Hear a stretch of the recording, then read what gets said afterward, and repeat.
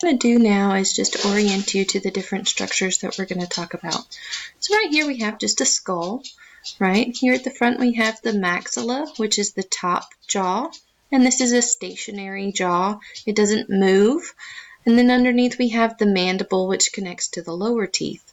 The mandible is going to be what moves. It's a dynamic structure, meaning that it opens and closes, and it has muscles that attach to the maxilla or the temporal bone to help open and close the mouth. But otherwise, this top portion of the mouth is stationary.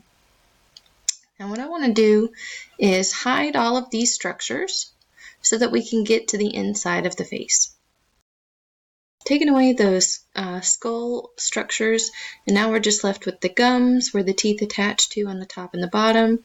This is the tongue here in the middle, and I can zoom in a little bit to that.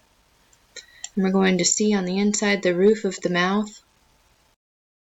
And here is added the maxilla back so you can see where the hard palate is. So I'm going to rotate this up.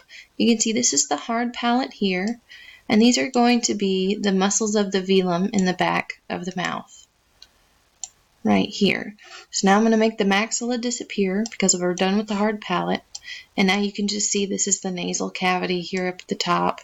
If I rotate this, this is all of the nasal cavity. What I want you to focus on is, you see the uvula here in the back of the mouth, this little dangly item right here. Let me get the tongue out of the way. And now you can see the pharynx. So I did this because sometimes people get confused in what you can see in the back of the throat. And I want you to know that if you open your mouth and look in a mirror, the back of your throat is actually your pharynx. So right here is the pharynx, and the pharynx is going to lead to two different structures. So now I'm going to rotate back around. So again, this is the pharynx area up here. It extends from the back of the nasal cavity and goes to the top of the larynx as well as the top of the esophagus. So let's rotate that around so you can see it. So it's just essentially a special tube. Okay, and this tube leads to two other tubes, the larynx and the esophagus. So the larynx is the voice box. It attaches to the hyoid bone, which you see right here in this white. That was the hyoid bone. And then right here we have the larynx that's ending right here in the blue. And the larynx is the voice box. Underneath the larynx we have the trachea, and the trachea leads to the lungs.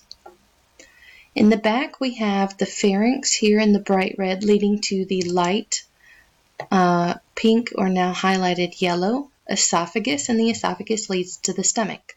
So we're going to remember that the air is in the front, food is in the back, larynx in the front, esophagus in the back.